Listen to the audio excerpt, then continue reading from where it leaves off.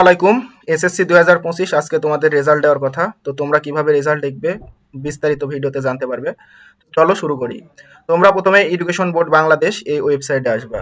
এই ওয়েবসাইটে আসলে তোমরা ঠিক এরকম দেখতে পাবা।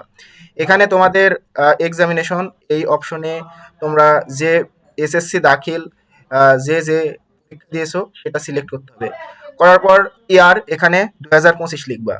এরপরে বোর্ড, তোমরা জানো তোমরা যে বোর্ডের অধীনে এক্সাম দিয়েছো ঠিক সেই বোর্ডগুলা এখানে সিলেক্ট করবা। সিলেক্ট করার পর রোল দিবা, তোমাদের রোল বোর্ডের রোল দিবা। এরপর রেজিস্ট্রেশন দিবা।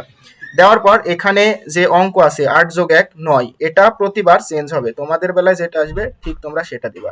দিয়ে সকল তথ্য সুন্দরভাবে পূরণ করে চেক করে এখানে সাবমিট বাটনে ক্লিক করবা।